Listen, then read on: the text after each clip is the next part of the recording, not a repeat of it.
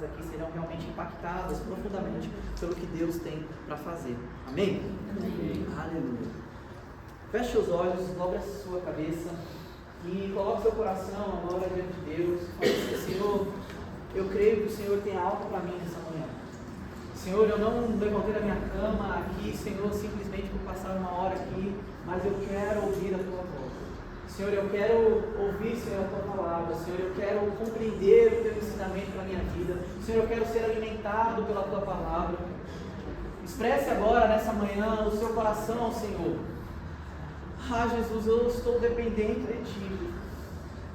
Senhor, não existe nada além de Ti, Senhor, mais importante que o meu coração. Senhor, me ensina a Te amar mais, Senhor. Senhor, me ensina a Te desejar mais, Senhor. Me ensina, Senhor, a estar no centro da Tua vontade, Papai. Eu quero Te obedecer todos os dias. Senhor, eu quero Te amar todos os dias. Eu quero Te amar hoje mais do que eu amei ontem, Senhor. Me ajuda com isso. Espírito Santo de Deus, Pai, vem trabalhando na minha vida. Senhor, que essa palavra aqui, Senhor, que a exposição à Tua presença me transforme nessa manhã. Meu irmão, expressa o seu coração, o seu desejo para Deus nesse momento. Ah, Jesus, nós queremos tanto a Tua presença, Senhor.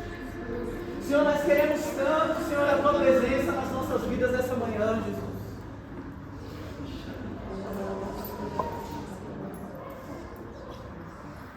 Ah, Jesus, nós precisamos, Senhor, de uma intervenção. Nós precisamos, Senhor, de um agir Seu nas nossas vidas, Pai.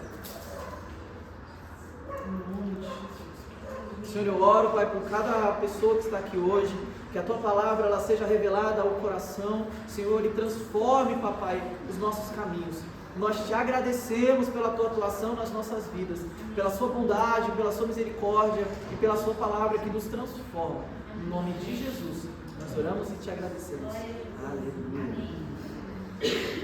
Nesse período de Casa de Paz, nós estamos entrando aqui numa série de mensagens de ministração chamada Casa de Paz. E, então a gente vai ouvir isso muito. Quando nós falamos a respeito de Casa de Paz, existe alguns requisitos, existe algumas coisas que eu preciso compreender para dizer assim: Gabriel, eu estou vivendo um momento de paz. Gabriel, eu estou vivendo um tempo onde Deus realmente está se manifestando na minha casa, na minha família, trazendo paz à minha realidade, trazendo milagres para a minha vida, trazendo transformação para o que eu estou vivendo.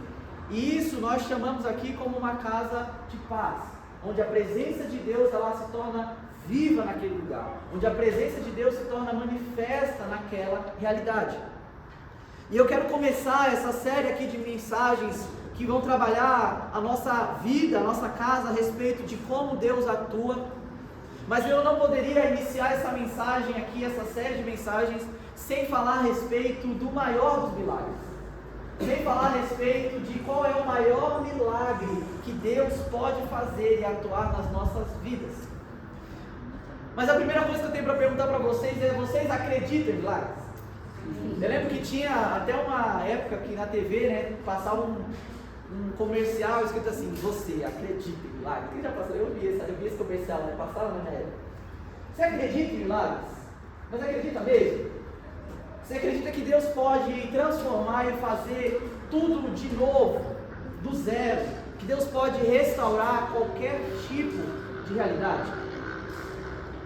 Se nós lemos a Bíblia, às vezes a gente se impressiona com tantas coisas que aconteceu, de milagres poderosos que Deus fez, através de Jesus, através dos apóstolos, de agir, de moveres, que foram tão transformadores na vida de tantas pessoas.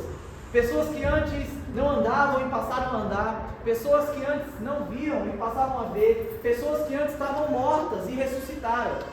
Isso são grandes milagres, você concorda comigo?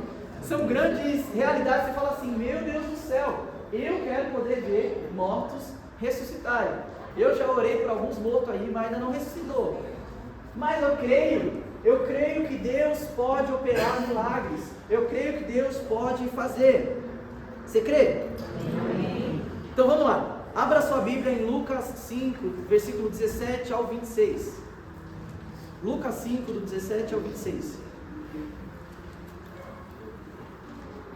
Nós vamos juntos aqui ver como que foi a atuação milagrosa de Jesus através da vida de um homem, que é o paralítico de Cafarnaum. Lucas 5, do 17 ao 26, fala o seguinte: e acontece que, num daqueles dias, Jesus estava ensinando, e achavam-se ali assentados fariseus e mestres da lei, vindo de todas as aldeias da Galiléia, da Judéia e de Jerusalém, e o poder do Senhor estava com ele para curar. Vieram então alguns homens, trazendo um paralítico deitado num leito. Eles procuravam levá-lo para dentro e colocaram diante de Jesus.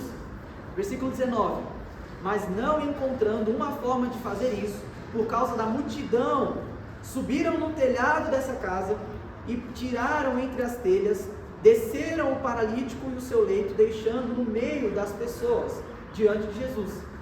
Versículo 20: vendo-lhes a fé, Jesus disse ao paralítico: homem, os seus pecados estão perdoados. E os escribas e os fariseus começaram a pensar: quem é este que diz blasfêmias? Quem pode perdoar pecados, a não ser um, que é Deus? Jesus, porém, conhecendo os pensamentos deles, lhes disse: o que vocês estão pensando em seu coração? O que é mais fácil dizer: os seus pecados estão perdoados, ou dizer: levante-se e ande? Mas isto é para que vocês saibam que o Filho do Homem tem autoridade sobre a terra para perdoar pecados. E disse ao paralítico: eu digo a você, levante-se, pegue o seu leito e vá para casa. Imediatamente ele se levantou diante de todos, pegando o leito em que até então estava deitado, voltou para casa, glorificando a Deus. Todos ficaram muito admirados, davam glória a Deus e, cheios de temor, diziam: hoje vimos coisas extraordinárias. Aleluia! Gente, você consegue imaginar esse milagre poderoso?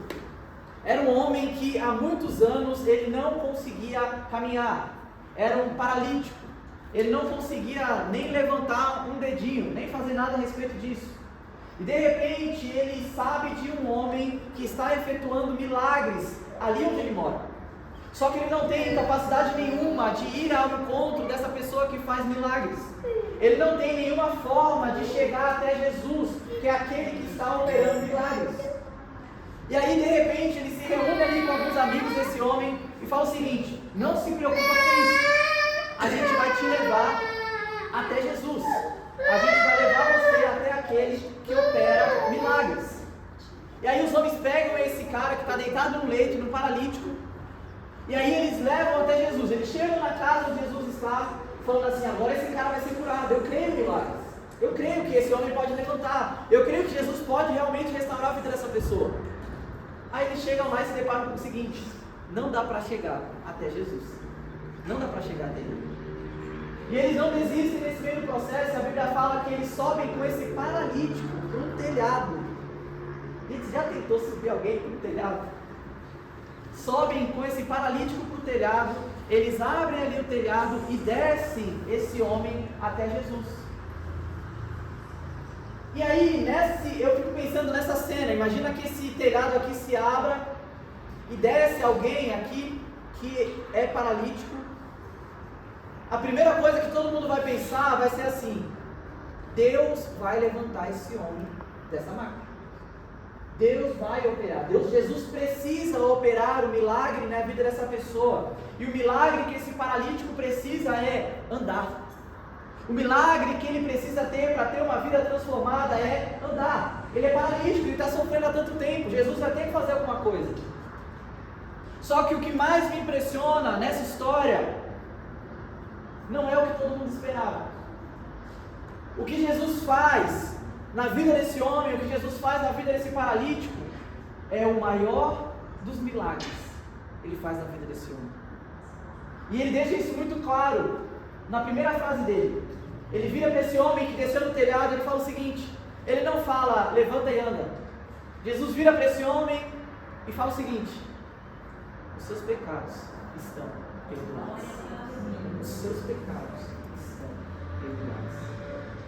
Jesus, quando ele faz isso, ele está realinhando a visão de todo mundo ali. Todo mundo imaginava que o maior milagre que Jesus poderia fazer era aquele homem voltar a andar. Todo mundo pensava que o que estava injusto na vida daquela pessoa, o que precisava ser transformado na vida daquela pessoa, é que ele não anda, é que ele está doente, é que essa pessoa está enferma, essa pessoa está passando por um problema muito difícil. E Jesus, vendo tudo isso, ele fala o seguinte: existe algo que é superior a esse milagre de fazer esse paralítico andar. E o milagre maior que Jesus poderia fazer na vida desse homem, e que ele faz na minha vida e na sua vida, ele vira para esse homem e fala: os seus pecados estão perdoados. Eu te perdoo, eu te perdoo, eu realinho a sua vida. Já parou para pensar nisso? E aí as pessoas daquela época, os fariseus nada mais é do que uma pessoa que é muito atenta à lei do Senhor. Não são pessoas que não queriam agradar a Deus. São pessoas que ali, lendo ali as escrituras dos profetas, chegaram na conclusão de algumas coisas. E aí essas pessoas viram para Jesus e falam assim: quem esse homem está pensando que está perdoando pecados? Quem esse homem está pensando que ele vem aqui perdoando os pecados? Aí Jesus, a Bíblia fala que Jesus vira para eles e fala assim, conhecendo o que passava na mente deles, conhecendo o que passava nas nossas mentes: quem é esse homem que perdoa pecados? Jesus vira para eles e fala o seguinte: o que é mais fácil? O que é mais fácil? Dizer para esse homem: os seus pecados estão perdoados, ou dizer para esse homem: levante e ande? Aqui, obviamente, Jesus está dizendo o seguinte: é muito mais fácil, é um milagre de muito baixa categoria, por mais que nós nos alegremos com isso, levantar e andar. É muito mais fácil virar para esse homem e dizer assim: levanta e anda. É muito mais simples. Mas eu fiz aqui o maior dos milagres para você. Eu alinhei ele à vida eterna. Eu perdoei os seus pecados. E aí, como uma forma tão irônica aqui, Jesus vira e ainda fala assim: depois de tudo isso, levanta e anda. Aí a Bíblia fala que esse homem pegou a maca e andou, e todo mundo ficou maravilhado, que ele acaba assim: hoje vimos coisas extraordinárias. Meus irmãos, o que eu quero trazer nessa manhã é o que nós precisamos ter e compreender como maior atuação de Deus nas nossas vidas. Nós estamos num tempo de casa de paz, onde tem certas coisas que têm tirado a nossa paz. É ou não é verdade? Ou é só na minha vida? Tem ou não tem situações que são situações desafiadoras? Às vezes é uma enfermidade, às vezes é o cônjuge, às vezes é o filho, às vezes é algo que eu desejo, às vezes é algo que eu sonho, algo que tem tirado a minha paz. E na vida de cada um aqui, meu irmão, isso é diferente. Isso é diferente. Só que o maior milagre que nós teremos nesse tempo de casa de paz, onde nós vamos entrando em cada uma dessas casas, não é muito maravilhoso, mas não é que uma pessoa seja curada. O maior dos milagres que Deus pode fazer na vida de cada um de nós é nos alinhar à eternidade com Ele, é virar para cada uma dessas pessoas, é virar para mim e para você e dizer: os seus pecados estão perdoados. Eu te conecto novamente a Deus, eu te conecto novamente ao autor e consumador da sua fé. Eu tenho uma vida eterna para você, eu tenho uma vida nova para você. O maior dos milagres não vai ser o câncer sair, e nós oramos e nós cremos que isso vai fazer. Aqui Jesus não negligenciou que o cara era paralítico e deixou ele lá naquela situação. Ele curou esse homem, mas ele somente alinhou qual era o maior dos milagres que poderia acontecer. E quantas vezes nós pensamos e vemos aí tantas pessoas em problemas, em situações, em crises, que nós falamos assim: não tem como, não tem solução, não tem como resolver. Jesus está dizendo: existe sim um jeito. E nós estamos juntos como igreja nesse período de casa de paz, para passar de casa em casa, para dizer: ei, existe um jeito. Existe um jeito. Existe um Senhor que te alinha para uma casa de paz. Existe um Senhor que te fortalece para viver uma casa de paz. Existe um Senhor que perdoa os seus pecados. Existe um Senhor que te sustenta para viver com Ele. Então nós estamos nesse período de casa de paz justamente para ver Deus operando o maior dos milagres, que é a salvação em cada casa.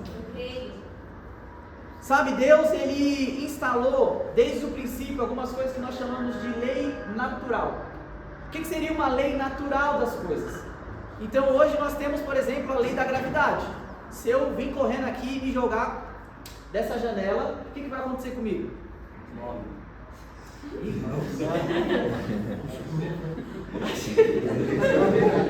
Então eu posso vir a óbito, né? Eu posso correr com vocês.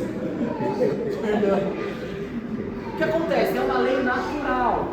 Se eu jogo de algum lugar, bom, lei da gravidade, é uma lei natural. É uma ordem natural. Então, de manhã nós temos o sol, à noite nós temos, né, a lua, o sol girando em torno ali, a terra girando em torno também. São coisas que Deus ordenou, a Bíblia fala desde o princípio. É a ordem natural das coisas. Dia e noite, a lei aerodinâmica. Então, quando nós falamos a respeito de milagres, que Deus pode operar milagres, nós estamos dizendo o seguinte, que o Deus Criador, quando está operando milagres, Ele está escolhendo agir além de uma ordem natural que Ele estabeleceu. Então existe uma ordem natural das coisas. Vamos pensar a respeito de uma enfermidade. Uma pessoa está com câncer. É uma ordem natural. Aquelas células por algum motivo se adoeceram. Aconteceu algo naquela situação. Ou pensa que você está passando alguma dificuldade na sua mente. Então você está sendo constantemente pressionado, aprisionado na sua mente. Uma ordem natural das coisas, por alguma razão ou circunstâncias que você viveu, a sua mente chegou àquele estado. É uma ordem natural das coisas acontecerem. Quando Deus vem atuando com o seu poder e com o milagre, Ele está dizendo o seguinte: eu decido nessa vida atuar além de uma ordem estabelecida das coisas acontecerem naturalmente. Além de simplesmente a pessoa pegar uma enfermidade e morrer. Além de simplesmente eu ter um problema, né, estou com uma dificuldade na minha mente e eu ficar ali naquela depressão. Não, eu venho além dessa ordem natural, por cura e restauração na sua mente. Então o agir milagroso de Deus é Deus, o Deus Criador, escolhendo ir além da sua ordem natural das coisas. Tem uma frase, né, de um pastor que eu gosto muito, ele até faleceu, Tim Keller, que ele fala o seguinte: nós, pessoas deste século, pensamos que milagres são uma suspensão da ordem natural, mas Jesus queria que entendêssemos que os milagres são, na verdade, a restauração da ordem natural. Quando Deus ele atua de uma forma milagrosa na minha e na sua vida, Ele está, na verdade, restaurando aquilo que deveria ser desde o princípio, desde a eternidade. Por isso que o maior dos milagres que nós podemos viver nas nossas vidas não é uma cura simplesmente física, quando Deus restaura a nossa saúde, porque as coisas não deveriam estar assim. Mas quando a minha vida e a sua vida é restaurada para a glória de Deus, quando nós somos salvos, é que existe o maior dos milagres. Porque Deus está dizendo o seguinte: não é o seu caminho o caminho de morte. Não foi feito para você o caminho que o diabo está querendo traçar para você. Não foi feito para a sua casa viver esse caos que está vivendo. Não foi feito você viver com tantos aprisionamentos, com tantos vícios, com tanta tristeza. Isso não é o natural para a sua vida. Então, quando Jesus atua o maior dos milagres, que é a salvação, Ele está dizendo o seguinte: eu estou realinhando você à minha ordem natural, a vida e vida em abundância. Jesus está realinhando a ordem natural a Ele. Então, quando Deus faz milagres, Ele está dizendo: não era para estar deste jeito. E Ele atua com seus milagres e realinha as nossas vidas. E meus irmãos, milagres aconteceram durante todos os anos. Durante toda a humanidade houve milagres. Mas às vezes a gente, por tanta informação, por tanta coisa que a gente vê por aí, a gente tende a acreditar que somente aconteceu milagre na vida inteira. São séculos e séculos de Deus operando milagres. Aí de repente chega na tua casa, na sua vez, Deus fala assim: poxa vida, próximo. Às vezes nós somos levados a acreditar isso, que a nossa situação não tem jeito, que a nossa família não tem jeito, que eu não posso ter uma vida restaurada, eu não tenho mais jeito, que eu não posso ser liberto, que meu esposo não pode, que a minha filha não pode, que meu filho não pode. que de repente na minha vida, a minha enfermidade, Deus não pode. Nós acreditamos às vezes nisso. Aí eu retomo o que eu te perguntei no começo. Será que você realmente acredita em milagres? Será que nós realmente acreditamos que Deus pode mudar qualquer realidade, incluindo a nossa? Meu irmão, Deus honra a sua palavra. Abra sua Bíblia em Hebreus 13, do 8 ao 9, por favor.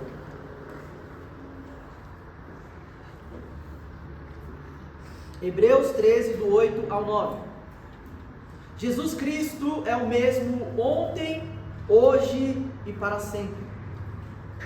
Jesus é aquele que não muda a sua atuação.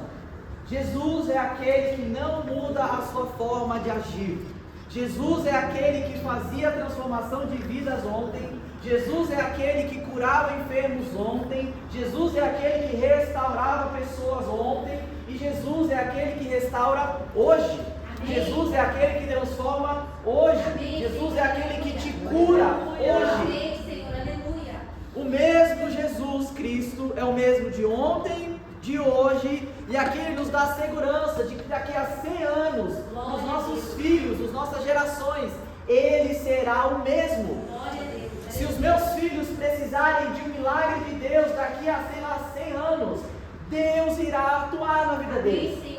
Se as minhas gerações precisarem de um milagre de Deus, Ele é o mesmo ontem, hoje, e irá fazer na vida dos meus filhos. Isso é quem Deus é, e Ele honra a sua palavra. Mateus 24, do 35 ao 32, fala o seguinte: passará o céu e a terra, porém as minhas palavras não passarão. Glória a Deus, aleluia. Não passarão.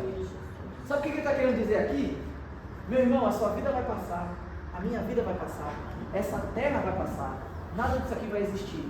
Mas as palavras de Deus e as suas promessas vão além da sua vida. Amém. Elas vão se cumprindo além de você. Elas vão sendo restauradas além da sua história. Amém. Glória a Deus. Passará tudo isso que nós conhecemos, mas as palavras de Deus, nossa vida é um curto período de tempo, e as palavras e promessas de Deus seguem se cumprindo nas nossas vidas. Números 23, versículo 19. Esse é um versículo que todo mundo conhece. Números 23, 19. Deus não é homem para que minta, nem filho do homem para que mude de ideia. Ah não, será que Deus quer me salvar ou não quer? Ah, será que Deus quer transformar a minha vida ou não quer? O ser humano tem essas coisas, né? Será que eu tenho jeito ou não tenho? A gente tem essa dualidade de pensamentos, assim como às vezes a gente transfere isso para o reino de Deus, assim como se a gente tivesse, eu almoço frango ou carne assada? Ah não, mudei de ideia. Eu vou naquele lugar ou não vou naquele lugar? Eu falo com aquela pessoa ou não falo com aquela pessoa? O brasileiro tem até uma coisa que fala assim, né? Quando se encontra com a pessoa, fala assim, não, vamos marcar de se encontrar. Nunca mais você manda mensagem para essa pessoa, né? Porque mudou de ideia, as coisas aconteceram, mudou de ideia, não sei. Só que, meu irmão, Deus não é homem para que minta, nem filho do homem para que mude de ideia. Será que, tendo Ele prometido, não o fará? E tendo Ele falado, não o cumprirá? O Deus que nós servimos, Ele não muda de ideia. O Deus que nós servimos não muda de ideia a respeito da sua vida. O Deus que, antes de tudo, a Bíblia fala que você foi formado na eternidade, antes de ser formado no ventre dos seus pais, no ventre da sua mãe. Ele já planejou a respeito da sua história. Ele já te separou para ser um grande homem e mulher de Deus, para viver na bênção e na linhagem do Senhor. Aleluia. Este Deus, a Bíblia fala, Ele não mudou de ideia. Ele não mudou de ideia. Ele pensou na sua história como uma história para a glória dele em tudo. O seu casamento para a glória dele em tudo. A sua vida para a glória dele em tudo. A Bíblia fala, eu é quem sei os pensamentos que tenho a respeito de vós. São pensamentos de paz e não trazer nenhum dano. Deus não mudou de ideia. Deus não muda de ideia. E Deus tem compromisso com a sua palavra. Porém, Deus tem compromisso com quem tem compromisso com Ele. Deus tem compromisso com quem tem compromisso com Ele. Amém até aqui? Amém. Então vamos recomeçar. Você acredita em milagres? Amém. Glória a Deus. Você acredita que Deus pode transformar a sua história hoje? Eu creio. Aleluia. Então vamos colocar isso em prática um pouquinho? Amém. Eu quero que você, com a pessoa do seu lado aí, você estenda a sua mão, não sei, de fazer uma baguncinha aqui, mas que você feche os seus olhos e fale assim: Senhor, eu oro por essa vida, Senhor. Senhor, eu creio na tua atuação, eu creio no teu milagre, Senhor, nessa vida do meu irmão. E à medida que você é tocado pelos irmãos, você também toca outras pessoas e você declara a bondade de Deus e o milagre do Senhor. Vamos lá, ore pelas pessoas que estão ao seu lado e fale assim: Senhor, eu creio que você pode transformar essa realidade.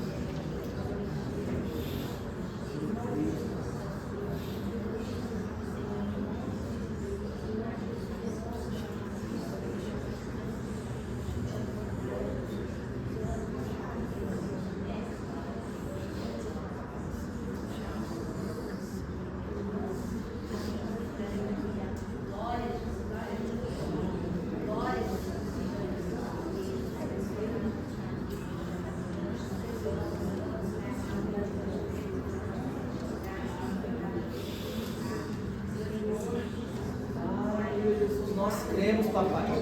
Nós cremos, Senhor. Nós cremos, Deus, no seu poder. Senhor, nós cremos que o Senhor pode transformar qualquer realidade. Senhor, nós cremos que o Senhor pode mudar a nossa casa. Senhor, nós cremos que o Senhor pode transformar a nossa família. Nós cremos que o Senhor pode mudar as nossas mentes. Senhor, nos ensina a crer. Senhor, nos estica em fé. Senhor, transforma a vida dos nossos filhos. Transforma a vida das nossas esposas, dos nossos esposos. Senhor, transforma a nossa realidade, nos muda, Deus. Eu creio que o Senhor pode nos mudar. Eu creio que o Senhor pode nos libertar. Eu creio que o Senhor pode nos santificar.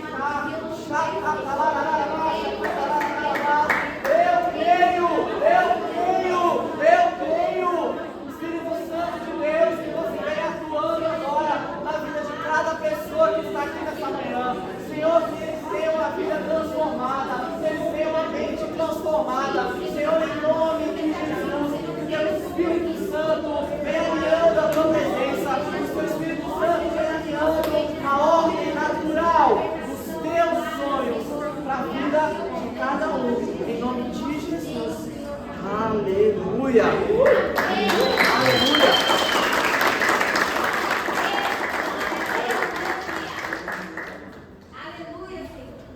Quem já começou a receber? Amém. Eu já comecei. Louvado seja Deus, aleluia. Meu irmão, eu sei que muitas vezes é muito difícil de acreditar, não é? Muitas vezes o que nós estamos enfrentando, o desafio que a gente enfrenta é tão maior nos nossos olhos do que a gente consegue vencer.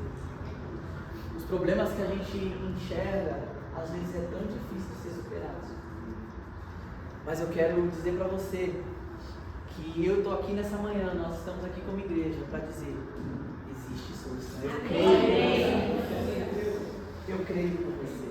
Eu creio por você. Eu creio por você. Amém. Eu creio que Deus pode mudar qualquer realidade. Amém, Senhor. Aleluia. Vamos lá, tem mais um minutinho aí? Abra em Marcos 5, do 1 ao 20. Marcos 5, do 1 ao 20.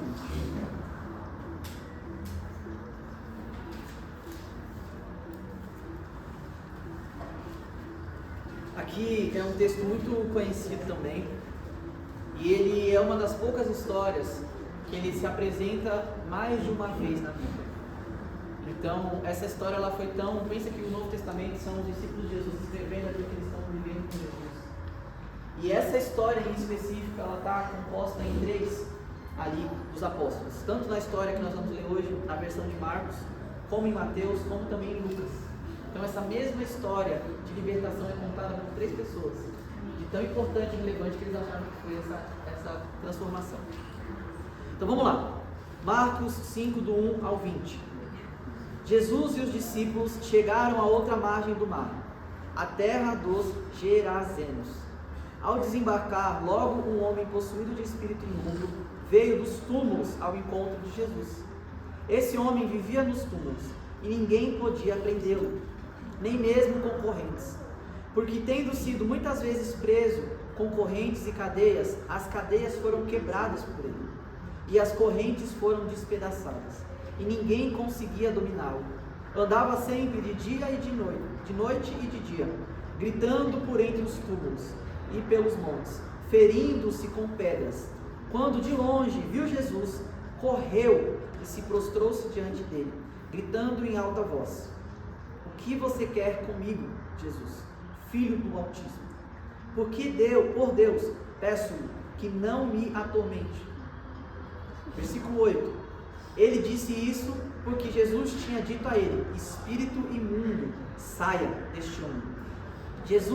Então Jesus lhe perguntou: "Qual é o seu nome?" Ele respondeu: "Legião, e o meu nome é o meu nome, porque nós somos muitos." Versículo 10. E pediu-lhe com insistência que não mandasse para fora do país.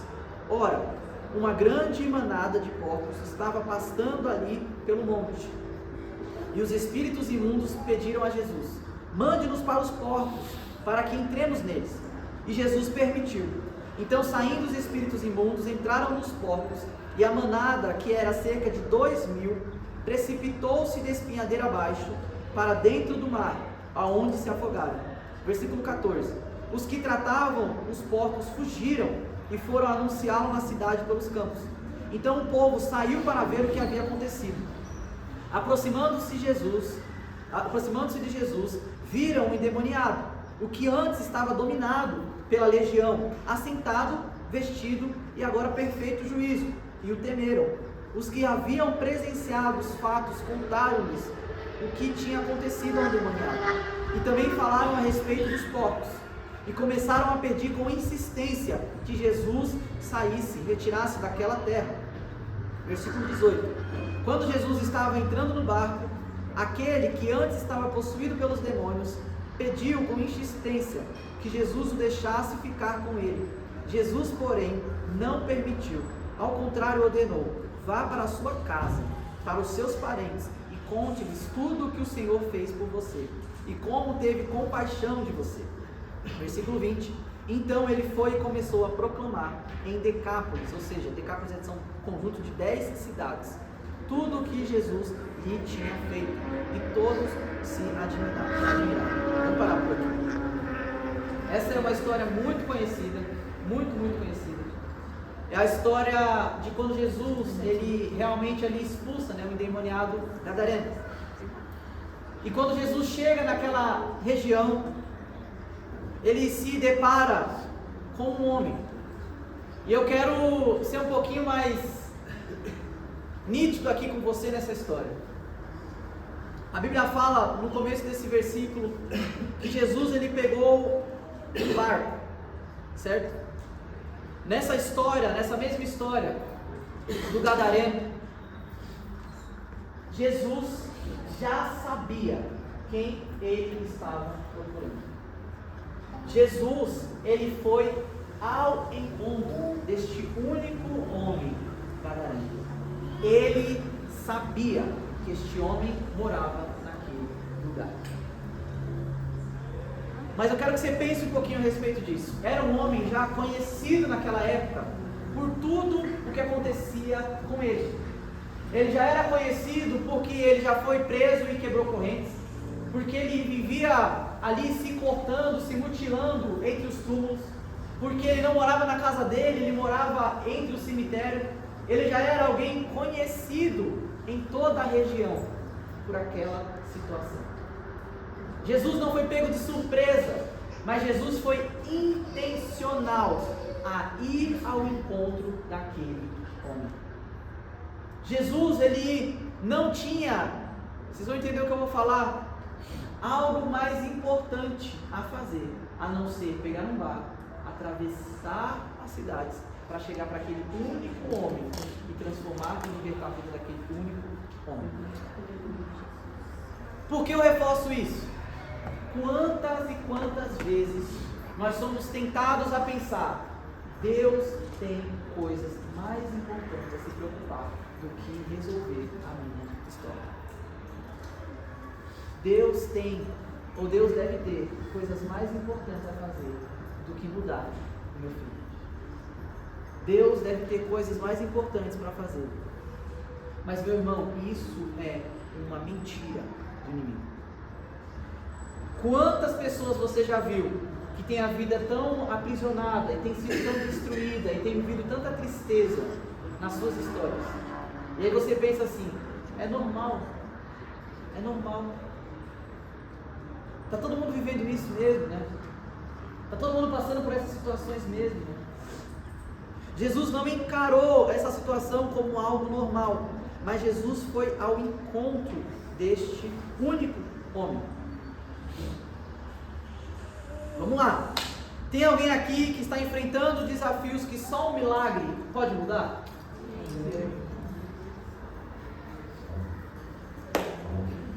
Tem alguém aqui que está enfrentando desafios que só um milagre para resolver? Amém.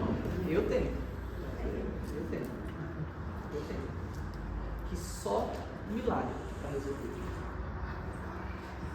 E eu quero passar para vocês agora, nesses últimos minutos que nós temos aqui, 4 verdades que nós precisamos compreender sobre o maior dos milagres que Deus tem para fazer na nossa vida. E o primeiro é o que eu resgatei agora no começo. A primeira verdade é: Deus sempre toma a iniciativa de ir ao encontro de quem precisa de um milagre. Deus sempre toma a iniciativa. O iniciar começa de Deus. Quando nós vamos desde o começo para Gênesis 3:9, quando Adão e Eva pecam, Deus não os abandona, mas Deus, a Bíblia reforça isso, busca eles e fala o seguinte: o Senhor Deus clamou, Gênesis 3:9, e o homem lhe perguntou: onde você está? Deus tomou a iniciativa de ir até ele. Gênesis 4:9, quando acontece aquela situação de Caim e Abel, quando um irmão mata o outro, Deus tomou a iniciativa de ir até Caim. Gênesis 4:9, o Senhor disse a Caim: onde está Abel, seu irmão? Ele respondeu: eu não sei, por acaso eu sou o guardador do meu irmão? Foi a resposta dele. Mas a iniciativa, Deus o procurou. Lucas 19:10, porque o Filho do Homem veio para buscar e salvar o perdido. Então, o primeiro passo, quem dá, meu irmão? A gente não tem a sensação que é eu que estou indo atrás? Não parece? Quando a gente está passando por um problema, não parece que eu que estou indo atrás? Não, eu que estou indo atrás de Deus agora para me resolver. Eu que estou indo atrás de Deus porque eu preciso de um milagre. Só que a primeira verdade é o seguinte: Deus que foi primeiro atrás de você. Deus que toma a iniciativa para ir atrás das nossas vidas. Às vezes você está aqui por conta de uma mensagem de alguém. Às vezes você está aqui por conta de alguma necessidade. Às vezes você está aqui porque você abriu sua casa para uma casa de paz. E Deus foi até você. Deus sempre toma a iniciativa. Deus, Ele não é um Deus grande demais, com coisas grandes demais, para não ir atrás do que você precisa. Meu irmão, Deus, o nosso Deus, Ele se importa com você. Ele se importa com a sua dor. Deus, Ele deseja mudar a sua história. Deus, Ele deseja enxugar as suas lágrimas. Deus deseja mudar as suas circunstâncias. Deus quer te dar uma vida nova. Deus é tão interessado na nossa transformação profunda, que Ele fez com que a história da humanidade convergesse na obediência do seu próprio Filho até a morte, e morte de cruz, para te conectar de volta a Ele. Deus se importa com o que você está vivendo. Deus deseja transformar essa realidade. Amém? Amém. Segunda verdade, existe uma luta envolvendo a vida de cada pessoa. Na história desse gadareno é muito interessante.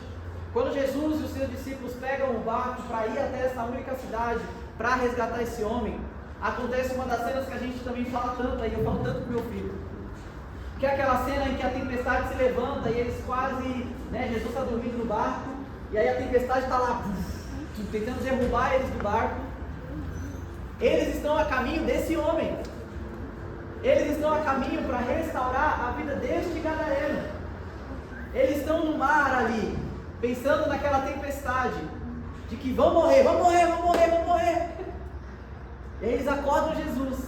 Jesus fala, se acorda. E aí eles continuam a viagem deles e chegam para restaurar esse gadareno. Sabe por que isso, meu irmão? Isso nos expressa que existe uma batalha por trás da transformação de todas as vidas. Existe uma luta, existe uma força espiritual do mal mesmo, do maligno. Nós não podemos negligenciar ela. O inimigo estava disposto a fazer qualquer coisa para que Jesus não curasse e transformasse a vida daquele gadareno. O diabo estava ali preparado para fazer o que fosse, mas maior é o que está conosco. Amém. Está com nós. Tem outra situação muito interessante em Lucas 22, do 31 ao 32, que é quando uma vez o diabo ele quis destruir a vida de um discípulo de Jesus, chamado Pedro. E a Bíblia relata isso. Jesus vira para ele e fala assim: Simão Pedro, né? Eis que Satanás me pediu para peneirar você como um trigo. Olha isso. O diabo ali tentando eliminar a vida de um discípulo de Jesus. Eis que Satanás me pediu para peneirar vocês como um trigo. Eu, porém, orei por você, para que a sua fé não desfaleça. E você, quando voltar a mim, fortaleça os seus irmãos. Meu irmão, existe uma batalha espiritual pela minha vida e pela sua vida. Existe uma luta espiritual para a nossa transformação. Eu já ouvi de algumas pessoas: pastor, agora que eu estou tentando uma vida nova, parece que está mais difícil, parece que o inimigo está brotando. Antes era um leão por dia, agora são 2. Você já ouviu isso? Já falou isso? Já. Agora que eu estou tentando ter uma vida nova, eu nunca recebi tanto convite errado. Agora que eu estou tentando mudar, eu nunca vi tanto problema acontecer. Agora que eu estou tentando até fazer o certo, né? A pessoa fala assim: agora que eu estou tentando fazer o certo, acontece uma batalha dessa. Quem já pensou isso? Quem já passou por isso? Parece que o cão se levanta, né? Não é que parece não, meu irmão, ele se levanta mesmo. Não é só parece, se fosse só parece, estava ótimo. Porque ele sabe que enquanto você está no mesmo rio, ele está controlando a sua vida. Ele sabe que enquanto você não luta contra a maré dessas circunstâncias que você está vivendo, você está ali, nadando com a correnteza. Só existe resistência para quem está tentando sair dessa correnteza do mal. Só existe resistência para quando você está tentando nadar de um caminho diferente daquilo que o mundo está indo.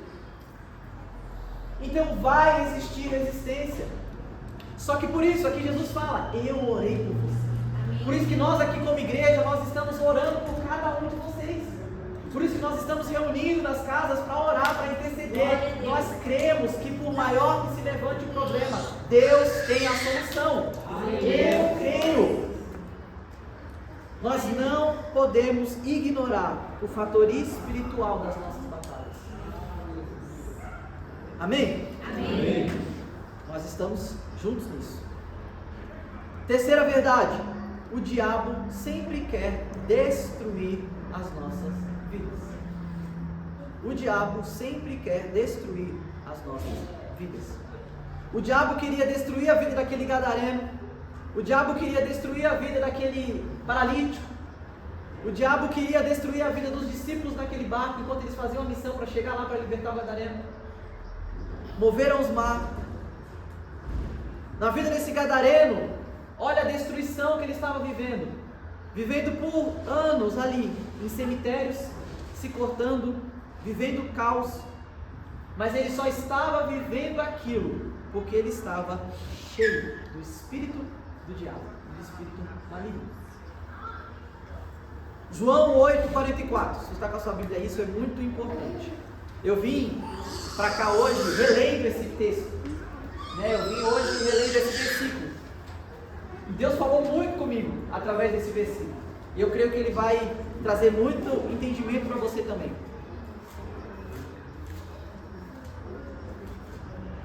João 8,44. Fala o seguinte. Jesus dizendo aqui, é muito interessante que o teor da conversa faz toda a diferença. Se eu pego esse texto e eu falo com ele o seguinte assim, como uma acusação: vocês são do diabo, que é o pai de vocês, e querem satisfazer o desejo dele. É uma forma de ler o texto. Concorda comigo? Agora vamos ler esse texto aqui como se Jesus estivesse deixando só claro como que as pessoas atuam. E ele está virando para as pessoas dizendo assim: olha, vocês são do diabo, que é o pai de vocês. Por esse motivo é que querem satisfazer os desejos dele. Foi ele o assassino desde o princípio e jamais se firmou na verdade, porque nele não há verdade. Quando ele profere uma mentira, ele fala do que lhe é próprio, porque ele é mentiroso, é o pai da mentira. Mas o que eu quero que vocês compreendam aqui através desse texto é o começo dele. Vocês são do diabo, que é o pai de vocês, ou seja, vocês estão debaixo de uma filiação, vocês ainda não servem ao Senhor. Por vocês não estarem ainda servindo ao Senhor, porque vocês não estão ainda tendo a vida transformada, porque vocês ainda não tiveram em vocês o maior dos milagres, que é a salvação. Ele fala o seguinte: vocês são do diabo, que é o pai de vocês, e querem satisfazer os desejos dele. Querem satisfazer os desejos dele. Quando nós vivemos em uma situação de aprisionamento, quando nós vivemos em uma situação de caos, de problema, de vício, de destruição, é porque nossa vida ainda não experimentou o maior dos milagres, que é a salvação em Cristo Jesus. Quando nós alinhamos a nossa vida com o autor da nossa fé, com a salvação que Deus tem para nós, algo em nós muda. E o que muda em nós é o desejo de quem nós queremos agradar. Se eu ainda não estou com o Senhor, se eu ainda não entreguei a minha vida ao Senhor, eu sou filho de alguém também. E eu vou desejar satisfazer os desejos daquele a quem eu sirvo. Por isso que muitas pessoas, quando nós vamos falar sobre Jesus, a gente precisa ter um alvo muito certo. O problema da vida das pessoas não é que ela é alcoólatra. O problema da vida da pessoa não é o cigarro. O problema da vida daquela pessoa não é, não sei qual problema que ela tem enfrentado. Mas o problema da vida daquela pessoa é que ela ainda não foi salva. Que ela ainda não teve um encontro poderoso com o Senhor. Por não ter um encontro poderoso com o Senhor, ele está apenas o quê? Querendo satisfazer os desejos do diabo. Quando nós entregamos a nossa vida a Deus, nos muda de dentro para fora. Quando nós entregamos a nossa vida ao Senhor, quando nós confiamos a Ele, meu irmão, nós não somos transformados com a força do nosso braço, mas o Espírito Santo de Deus começa a atuar em nós, e nos dá força para vencer aquilo que antes nós não tínhamos. A nossa vida começa a andar com coisas que nunca andou antes, não porque eu estou bom agora, mas porque algo mudou em mim. Os meus olhos se abriram, os meus ouvidos se abriram. Eu converso com algumas pessoas que se converteram mais velhas, e elas falam assim para mim: Gabriel, quanto tempo eu perdi. A minha sensação é que se eu soubesse do que eu sei hoje, se eu soubesse da salvação que eu sei hoje, a minha vida teria sido diferente. Meu irmão, o diabo, a única função dele é que através de satisfazer os desejos dele, que muitas vezes nós pensamos que é o nosso desejo, mas antes de ser um desejo pecaminoso que está atuando em você, é o desejo de quem você está servindo. Então, quando eu fumo, esse desejo que está atuando em mim é porque eu estou servindo ao diabo. Eu ainda não tive uma vida transformada. Eu estou apenas satisfazendo os desejos dele. E o diabo é aquele que mente o tempo inteiro. Ele diz para mim e para você que você não presta, que você não vai conseguir, que você é um caso perdido. Mas aqui nesse versículo ele é maravilhoso, esse versículo, porque ele fala o seguinte: quando o diabo mente, ele fala do que ele é próprio, porque é mentiroso, ele é o pai da mentira. Então o papel do diabo na minha e na sua vida é mentir, é deturpar verdades, é transformar aquilo que nós vivemos em outra realidade para nos aprisionar, para dizer assim: olha, esquece, não tem mais jeito, esquece, você passou por aquilo, já era, você fez aquilo, esquece, você está com uma doença, não tem cura, você está com um problema, não tem solução. Quando Jesus vira para você e fala o seguinte: os seus pecados estão, eu te salvo, eu te restauro a ordem minha, natural. Deus quer mudar a sua história. Amém? E Jesus pode mudar qualquer realidade. Quarta e última verdade, que eu já estou atrasado aqui, mas vocês estão bem, né? Está todo mundo bem? Vamos lá. Quarta verdade: só Jesus pode nos libertar das trevas. Ele é a fonte do maior dos milagres. 1 João 3,8 fala o seguinte: aquele que pratica o pecado procede do diabo, ou seja, vem do diabo, porque o diabo vive pecando desde o princípio, que é aquilo que a gente acabou de conversar. Então aquele que está em pecado, vem do pecado, vem do diabo. Para isso se manifestou os filhos de Deus, para destruir as obras do diabo. Os filhos de Deus vieram com um único objetivo. Quem é o filho de Deus aqui? E quem está precisando de um milagre aqui? Para isso que se manifesta os filhos de Deus, para destruir as obras do diabo. Se você está precisando de um milagre e é um filho de Deus, é exatamente o que Deus precisa para destruir essa obra de inimigo na sua vida.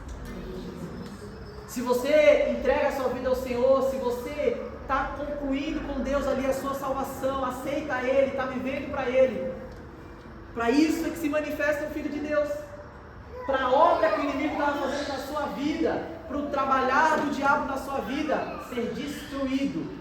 Para isso que se manifestam os filhos de Deus.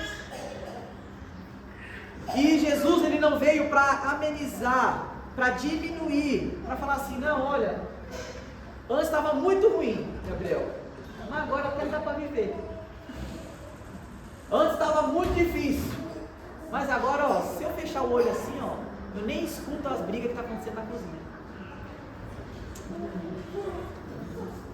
Meu irmão, os filhos de Deus, Cristo, se manifestou para destruir as obras do inimigo. Não se contente com apenas amenizar. Não se contente com menos. Aquele que começou a boa obra em sua vida há de concluir. Ele não veio para amenizar, para diminuir, mas para destruir as obras de Satanás. Amém?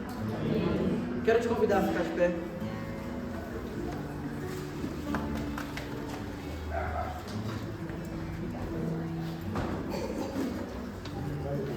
Eu quero te dar a oportunidade nessa manhã. Se você ainda não teve na sua vida o maior dos milagres, se você entende que você ainda não teve a sua salvação, a sua vida entregue ao Senhor, se você compreende que você ainda precisa ou voltar aos caminhos do Senhor, ou se alinhar com Ele novamente, eu quero que te dê essa oportunidade hoje, nessa manhã. Se você deseja viver os sonhos de Deus, se você deseja entregar novamente a sua vida ao Senhor, eu quero que toda a igreja aqui feche os olhos agora. Nossa fé não é constranger ninguém. Mas se você compreende que você quer entregar a sua vida ao Senhor, que você quer se realinhar com Ele, eu peço que você levante uma das suas mãos. Aleluia, aleluia, aleluia, aleluia. Eu vou fazer uma oração com você aqui agora, uma oração de rendição ao Senhor. E que toda a igreja junto aqui ore por Jesus. Vamos juntos. Senhor Jesus, hoje eu reconheço que o Senhor é o meu único e suficiente Salvador. Eu quero ter uma vida transformada. Eu me arrependo dos meus pecados. Eu me arrependo de tantos problemas que eu causei. E eu entrego hoje a minha vida ao Senhor. Muda a minha história. Eu acredito em milagres. Aleluia!